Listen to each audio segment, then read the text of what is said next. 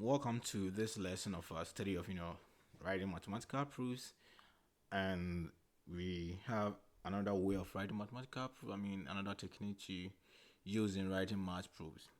All right, so this technique is called contrapositive proofs. So you're just writing proofs using contrapositive techniques. Okay.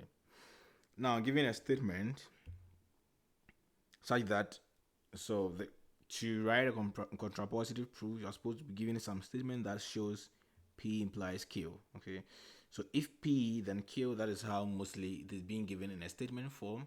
So a statement, mathematical statement, will be given if something, then another statement. Okay, so that's what we call if P then Q, right? Then the contrapositive of that statement is given by not Q implies not P. If not Q, then not P. So you should make sure that this P statement, you know it, and then this Q statement, you know, so that when you negate it, you'll be able to form this. And when you have this statement, we can easily prove it in the contrapositive way. All right, so after this, we'll take something we call direct proofs. Contrapositive actually use direct proofs, and I'll show you how to do that. Now, the first problem you're supposed to solve here is to prove this statement here. So let x be a real number. Okay, so this is actually not a statement. This is more like a definition, or maybe defining what x is. Prove that. Okay, so all these are not part if this guy, so if x cubed minus x is greater than 0, then x is greater than -1. So you're supposed to prove this. You can actually try to pick some statement, some values of x. If I pick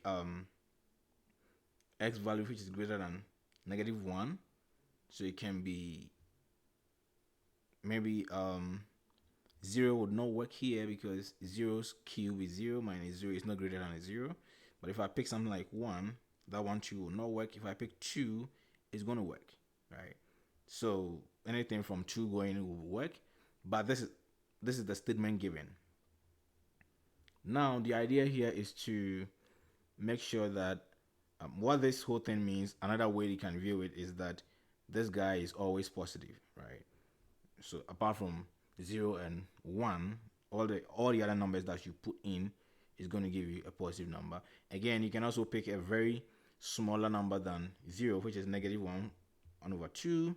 When you solve that here, if you put -1 over 2 here, you're going to get Q. When you keep that, you're going to get -1 over 8, then minus this guy, and this guy is going to give you something which is greater than 0, right? So the only place that doesn't work is when x is equal to 0 and 1.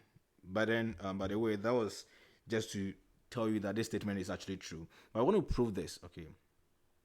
Proving this in a straight way, you might not be able to write this just like that. If you just write it, x cubed minus x is greater than 0. You want to show that x is also greater than -1. You cannot use this guy to get this result, because sometimes you have, this is more like an ending result and this looks more like a beginning. So if I can use this guy here we can actually use this to generate this. So if you realize, I use values that are greater than -1 to generate this. So the contrapositive is rather using the beginning results to produce the ending results. Okay, so the contrapositive here, contrapositive of this guy is given by, this time this is our Q and this is our P, right? So when we write if not Q, the negation of Q, then not P. So if I negate Q is x is greater than -1. If I negate that, that's going to be x is less than or equal to -1. That's the negation of that. Then, so this is a contrapositive. If x is less than or equal to -1, then s cubed minus x is less than or equal to 0. So this is what I want to prove. If we're able to prove this, then we've proven the statement. Okay. So to prove that, the contrapositive here, let's suppose that x is less than or equal to -1. Then what can I do? If I square both sides of this, of this guy, I can call this alpha. if I square both sides of alpha, I'm going to get s squared here less than or equal to negative 1 squared, which is 1, right? Now I want to bring 1 to the other side. I'm going to have s squared minus 1 is less than or equal to 0. Okay.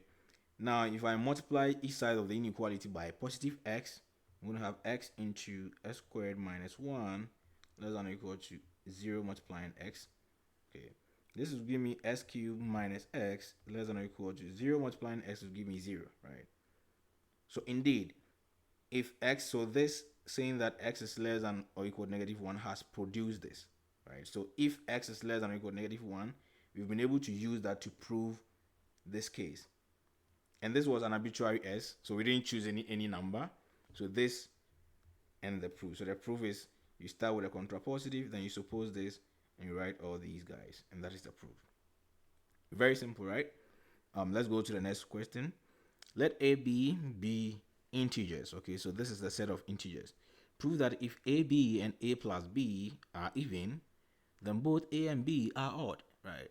So now the proof is that,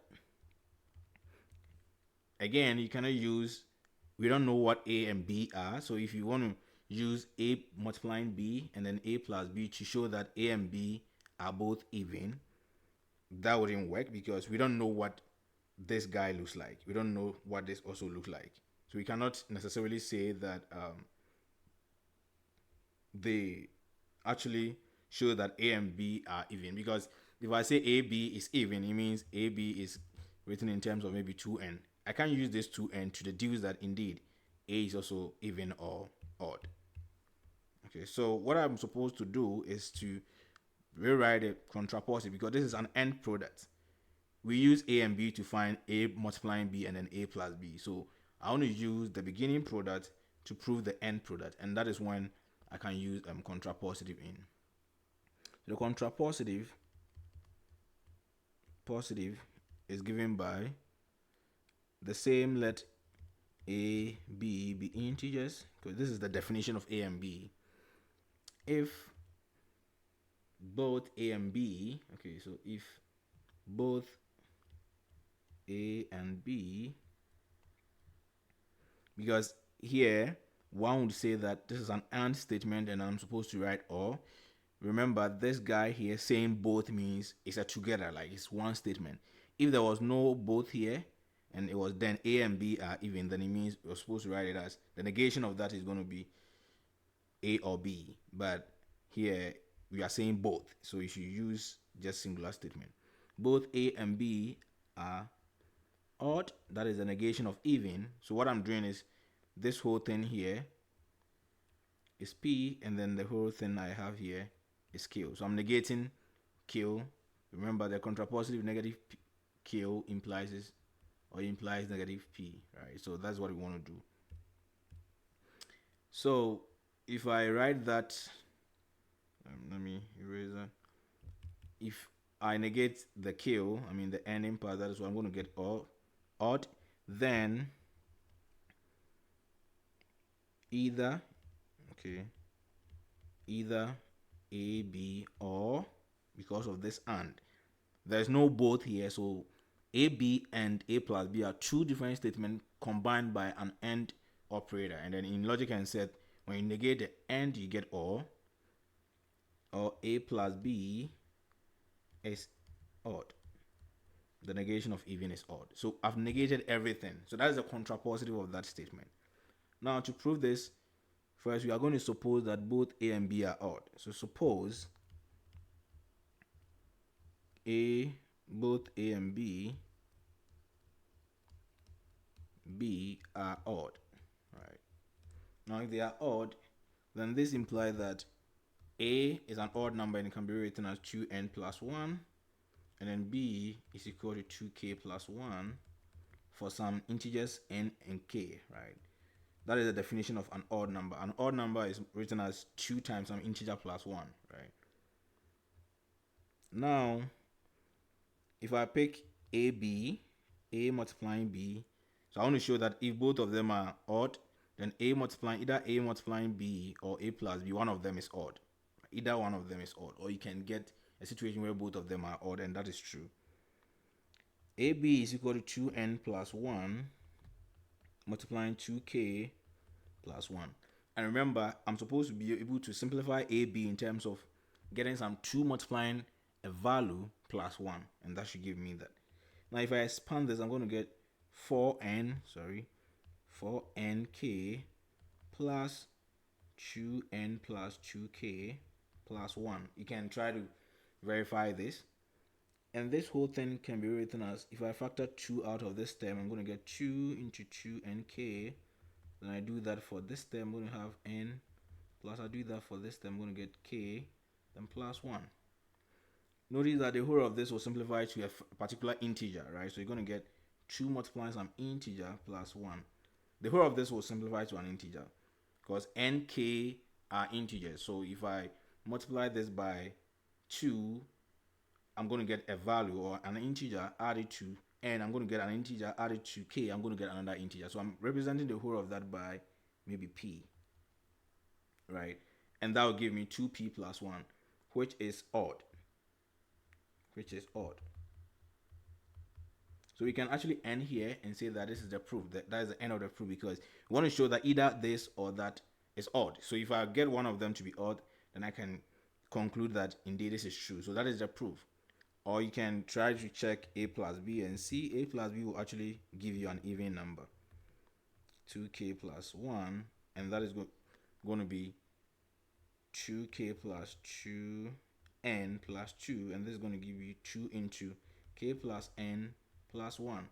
And the whole of this will give you an integer, so this is going to be maybe a 2k, which is even. So the problem was either one of them is odd. So once you get one of them to be odd, that is a proof, right? Now let's go to the last problem we have in this contest. And if you have any problem that you want me to solve with contrapositive, you can actually comment in the comment section, and I'll look at it. But for now, these are the problems I have to prove in the contrapositive way. Now let a be an integer. Okay, a is an integer. Prove that if a squared is not divisible by 4, okay, so this is our first statement, p, then a is odd. This is q, right? This is p and that is q. So you have p implies q. And the contrapositive of this guy, the contrapositive is going to be not q implies not p, right? That's what I want to write. So not q is the negation of q. Remember, a is an odd integer for q, and in the integers, if a is not odd, then automatically a is even, right? So the negation of q is if a is, but before that you have to start with let a belong to the integers, right? So if a is even, then a squared, the negation of the not is going to be just s divisible by divisible by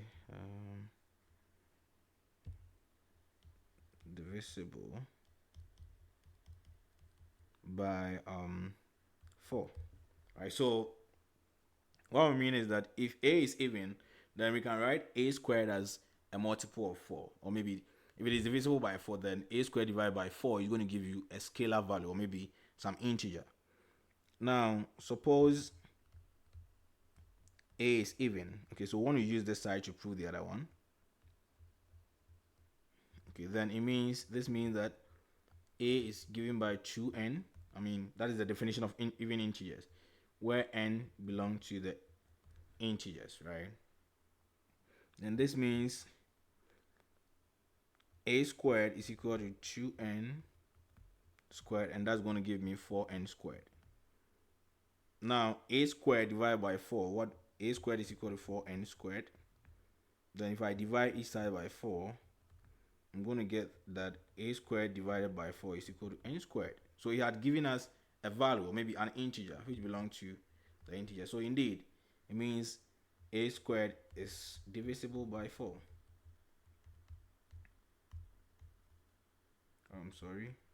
By 4. Or you can say that from here, since a squared is equal to 4n squared, if you want to use divisibility property, you can say then 4 divides a squared. And that is the proof. right? So yeah, that is how you prove statement by contrapositive. Thank you, and don't forget to subscribe to my channel if you have not subscribed. See you in the next lesson where you're going to talk about direct proofs, and then maybe probably advance to contradiction. We'll look at how to prove set equalities, existence of some values, existential proofs, and disproofs, and the rest. All right, so just stay tuned with my proof class, and then we'll all be able to learn how to prove various math statements. All right, see you.